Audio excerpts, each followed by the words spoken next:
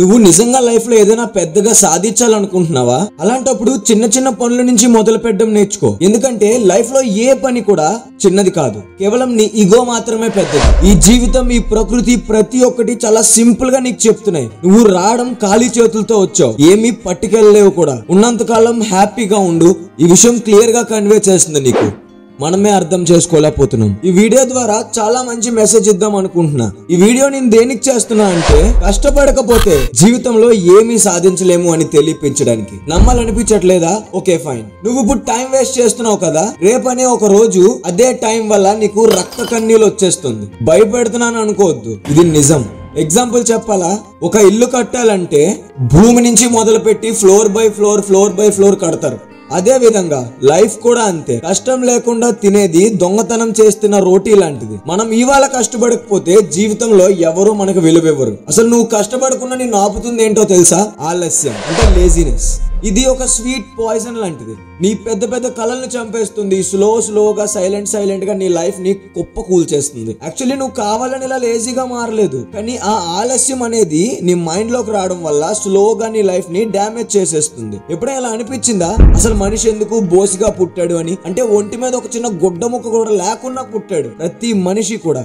ఎందుకంటే ప్రకృతి చెప్తున్న ఎగ్జాంపుల్ అలాంటిది. ప్రకృతి ఎప్పుడు ఎవరికి లగ్జరీనెస్ పుట్టుకతోనే అందించదు, ఎంటీగా పంపిస్తుంది. మనమే అన్ని గెలుచుకోవాలి, మనమే అన్ని సాధించుకోవాలి. కర్మ ఫలితాలు కూడా ఉంటాయి ఇక్కడ. యాక్చువల్లీ నీ జీవితంలో ఏది కావాలన్నా నువ్వే సాధించుకోవాలి. ఏదో 2-3 నెలలు, సంవత్సరాలు మాత్రమే పేరెంట్స్ నిన్ను చూసుకుంటారు. గైస్, బాగా ఆలోచించండి. ఏదో ఒక రోజు ఎలా పుట్టావో అలాగే మళ్ళీ ఆ దేవుడి దగ్గరికి వెళ్ళిపోతాం. ఒక్క రోజు ఏ నేచర్ నిన్ను భూమి మీదకి పంపించిందో అదే నేచర్ నిన్ను మళ్ళీ తీసుకెళ్లిపోతుంది, అదే ఖాళీ చేతులతో. కష్టమైన సుఖమైన ఏదైనా బతుకున్నప్పుడే చూసుకోవాలి. కర్మ ప్రకారం నీకు రిజల్ట్ దొరుకుతుంది అంతే. తులసీదాస్ గారు ఒక గొప్ప మాట చెప్పారు, everyone exist but not for the lazy.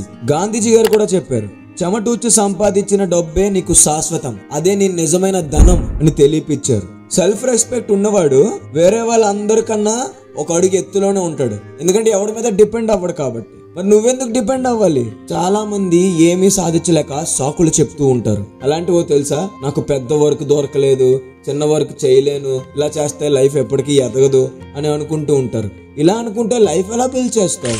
ఎక్కడున్నావో అక్కడే లైఫ్ మొదలు పెట్టు. అది చిన్నదైనా పెద్దదైనా జస్ట్ స్టార్ట్ అంతే.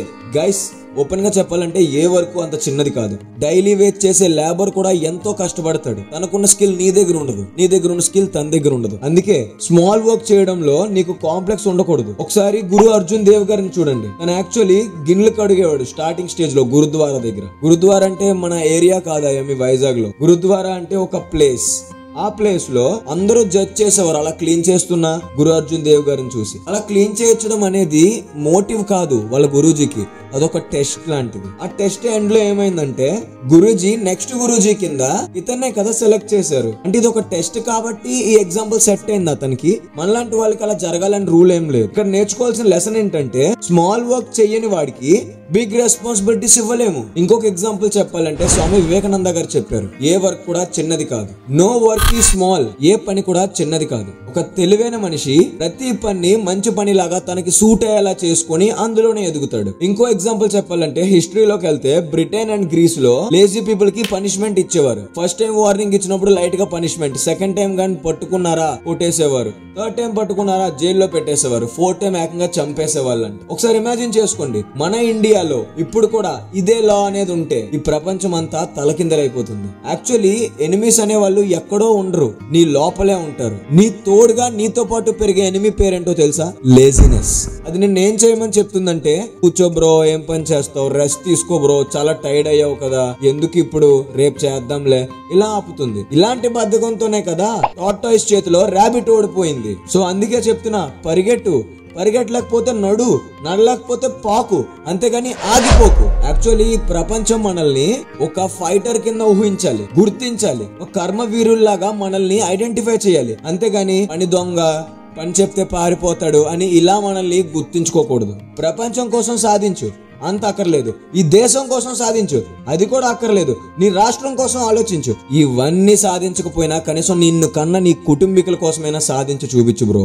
కనీసం నువ్వు స్టార్ట్ చేస్తే అక్కడ నీ వేలిముద్ర ఉంటే, అంటే పలానా పనిలో నీ ఫింగర్ ప్రింట్స్ అనేవి ఉంటే, అది కనీసం నీకు ఐడెంటిఫికేషన్ ఉంటుంది. దాని అర్థం ఏంటి? ఎవరో వచ్చాడు, ఏదో ఫైట్ చేశాడు, సాధించలేక వెళ్ళిపోయాడు, ఇలా అనుకోవాలి గాని అసలు వీడు జాడే లేదు, వీడు పుట్టాడా లేదా అన్నట్టు ఎవరు ఉండకూడదు. మీ అందరికీ ఒకటే చెప్పాలనుకుంటున్నా, ఎదగండి, కష్టపడుతూ ఎదగండి, పక్క వాళ్ళని తొక్కేసి కాదు. నీ స్టోరీ 10 మందికి గుర్తుండాలి, 10 మంది అసహించుకునేలా కాదు. నువ్వు ఒక ఇన్స్పిరేషన్ గా మారాలి. ఈ వీడియో నీకు యూస్ఫుల్ అనిపిస్తే ఖచ్చితంగా 10 మందికి షేర్ చేయండి. అలాగే వీడియో నచ్చితే లైక్ చేసి షేర్ చేసి మన ఛానల్ ని సబ్స్క్రైబ్ చేయడం మర్చిపోవద్దు. Thank you for watching. జై హింద్.